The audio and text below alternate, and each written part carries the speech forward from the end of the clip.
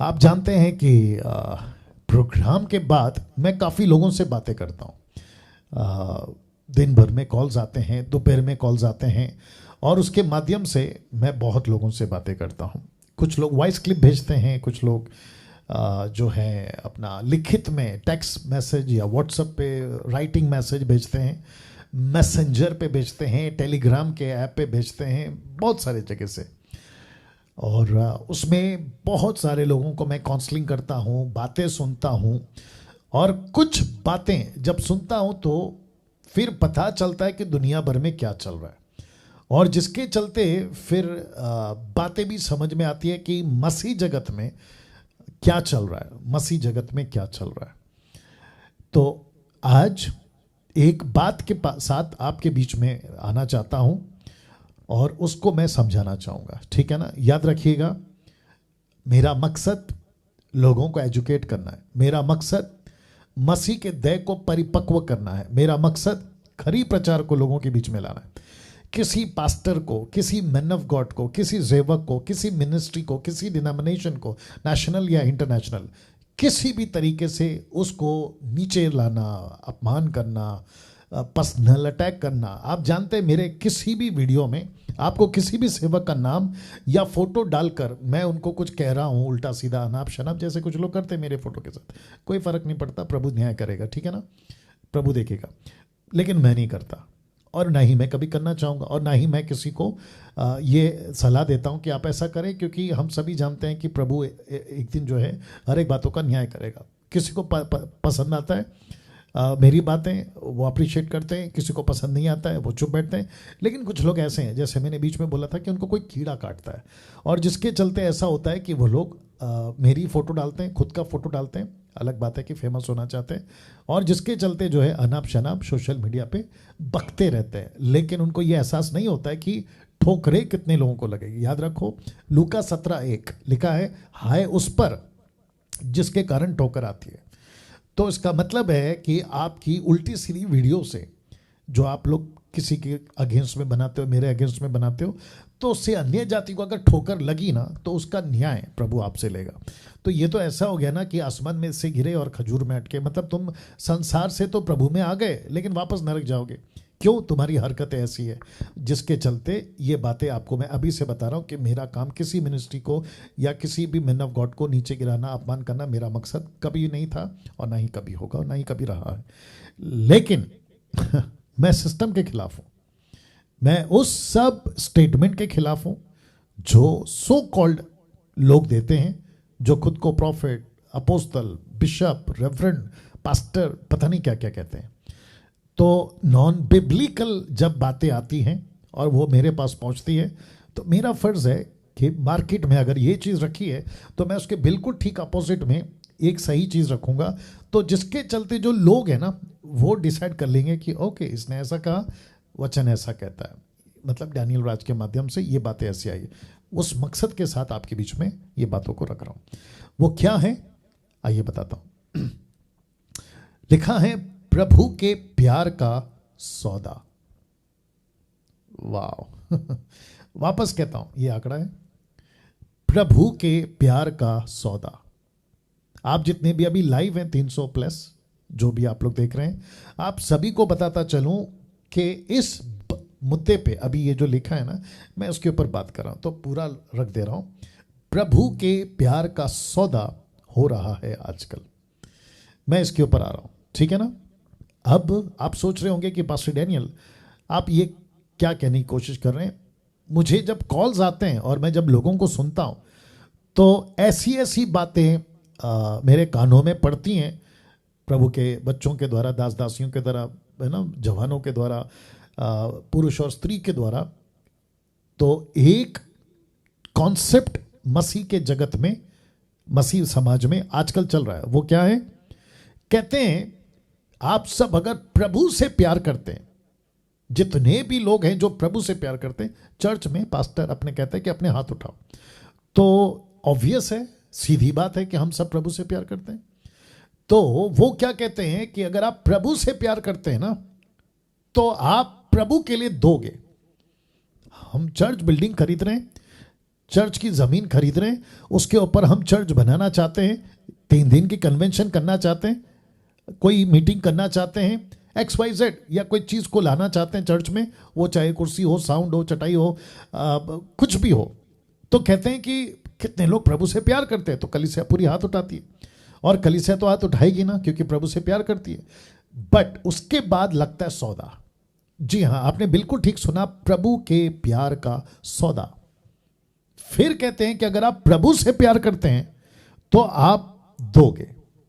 तो इसका मतलब है कि जो व्यक्ति वहां पे बैठा है, वो सुन रहा है, जो कि मेरे को कॉल आते हैं, वो कहते हैं कि मैं प्रभु से प्यार करता हूं, तो इसका मतलब यह हुआ कि मेरे प्यार का सौदा लग रहा है, मेरे प्यार की कीमत लग रही है। ये जो शब्द है ना, सौदा, सौदेबाजी, सौदा, ये नहीं होना चाहिए। मैं वापस कहता हूं, ये नहीं होना चाहिए। देखिए, मूसा ने निर्गमन के 25वें अध्याय में वचन 1 से, मूसा ने जब कहा कि हमको परमेश्वर का भवन बनाना है, या तंबू बनाना, या टबरनैकल बनाना है, तो मूसा ने क्या कहा पता है? उसने कहा कि जो अपनी मर्जी से देना चाहे। उसने मतलब परमेश्वर ने मूसा को कहा, मूसा ने इस्राएलियों को कहा। देखो, एक काम करते हैं, उसको पढ़ते हैं, क्योंकि ये बहुत अच्छी बात है। निर्गमन का किताब 25 देना, निर्गमन का किताब 25 देना आराम से। बहुत गजब का टाइटल है। मैं रिक्वेस्ट करता हूं कि जब ये एडिट वीडियो आप लोगों के पास पहुंच जाएगा, तो मैं रिक्वेस्ट करता हूं कि आप लोग खूब इसको शेयर करें, दूसरों तक पहुंचाएं, क्योंकि मैं ऐसे ऐसे थॉट्स, छोटी छोटी वीडियो, पिछला बार मैंने 25 मिनट का वीडियो बनाया था, आप लोग सभी जानते हैं। देखो, निर्गमन 25:1 में पढ़ रहा हूं, the book of Exodus chapter 25 verse 1, Old Testament का दूसरा किताब है ये, ठीक है ना।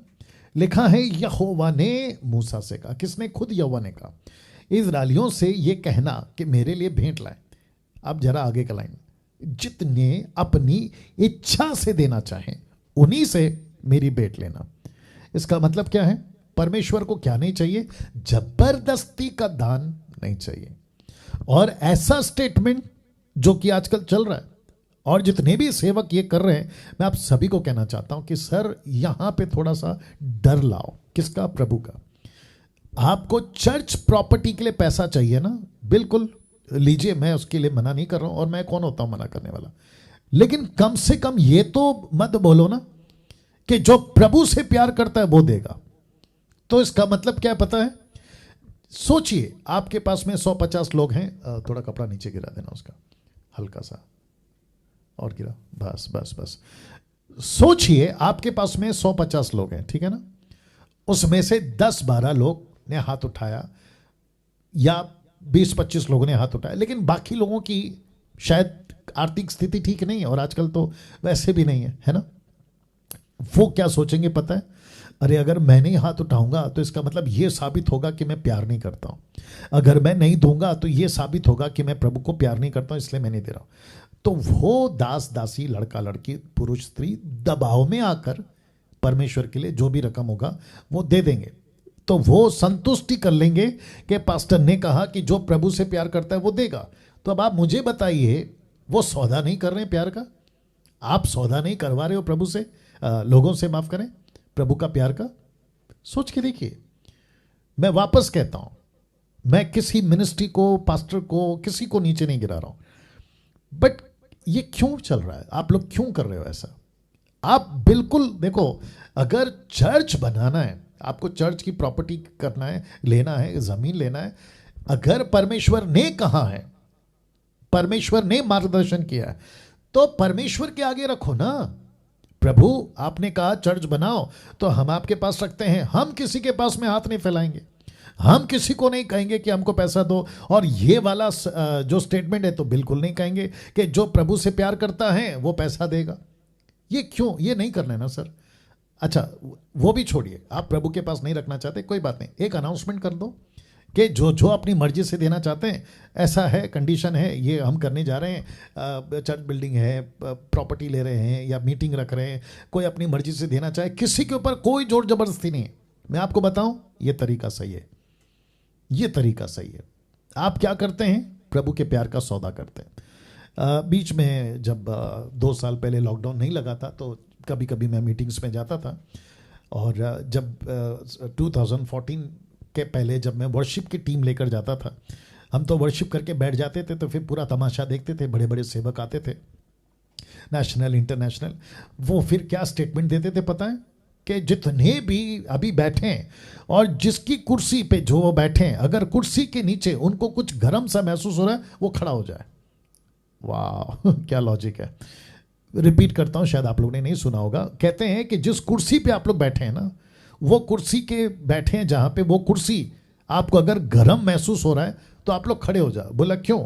बोला ये पवित्र आत्मा आग है, आपको महसूस कर रहा है कि तुमको खड़े होना है। बोला फिर आगे क्या? तो जिस जिस की कुर्सी में बैठे बैठे गर्म महसूस हो रहा है, वो व्यक्ति 5,000 10,000 जैसा उसका मन में आएगा वो बोल देता है। आप लोग भी सुने होंगे शायद। अब आप सोच के देखिए क्या चल रहा है, प्रभु के प्यार का सौदा। Can you believe this? ये मसीह जगत में चल रहा है। तो मैं उन सभी को कहना चाहता हूं जो किसी चर्च में जाते हैं और वहां पर ऐसा स्टेटमेंट सुनते हैं कि प्रभु से प्यार करते हो तो दोगे, उनको सीधा जाकर मीटिंग के बाद बोलिए, पास्टर जी मैं प्रभु से प्यार करता हूं लेकिन किसी शर्त पे नहीं। वंडरफुल, वाह। वापस कहता हूं, मैं प्रभु से प्यार करता हूं, उनको कहना है आपको, लेकिन किसी शर्त पे नहीं। और ना ही मेरा प्रभु किसी शर्त पे मुझसे प्यार करता है, बल्कि उसने तो सब कुछ दिया है, वो लेगा क्यों? और पैसे से मैं प्रभु का प्यार को क्यों सौदेबाजी में लगाऊं? वाह, सी, ये एजुकेशन आना चाहिए, इसके प्रति लोगों में जागरूकता आनी चाहिए। तो ये जितने भी पैसे के मामले में अपनी अपनी दुकान चला रहे हैं ना, कम से कम इनके सर पे डंडा पड़ेगा और ये अपनी हरकतों से बाज आएंगे। और मैं वापस कहता हूँ, मैं कभी कभी तो मैं बहुत गुस्से में बात करता हूँ, क्योंकि ऐसी हरकतें मेरी आंखों से देखा हूँ, कानों से सुना हूँ, इसलिए बातें करता हूँ। और मसीह की दया को इस तरीके से नोच खाने वाले सेवक नहीं चाहिए। और ये तब होगा जब आप देना बंद करोगे, जब आप खुद एजुकेट हो जाओगे, तो फिर इनकी दुकान वैसी ही बंद होगी। तो इस क्षेत्र में मैंने आज ये तय किया कि प्रभु के प्यार का सौदा कभी नहीं करना। जो करते हैं आप वहां जाते हो, वो सेवक को कहो सर ये गलत है। आप अगर उसके लालच में आकर कि मैं प्रभु से प्यार करता हूं, किसी दबाव में आकर पैसा नहीं देना, क्योंकि परमेश्वर को आपका पैसे से प्यार नहीं है, परमेश्वर को आपसे प्यार है। आप अगर मर्जी से देना चाहें, खुल के दीजिए, जबरदस्त दीजिए। और एक याद आ गया, कुछ सेवक है ना, डराते हैं चर्च को। कैसे डराते? वो भी आज कॉल आया था, कैसे डराते मैं बताता हूं। वो कहते कि देखो अननिया सफीरा मर गए। क्या हो गया? अननिया सफीरा मर गए। बोले क्यों? बोला उन्होंने पैसों के साथ में ना चालबाजी करी थी। तो मैं आप सभी को बता दूं, क्योंकि शायद वो लोग आपको वो एंगल नहीं पढ़ाते या वो एंगल नहीं दिखाते।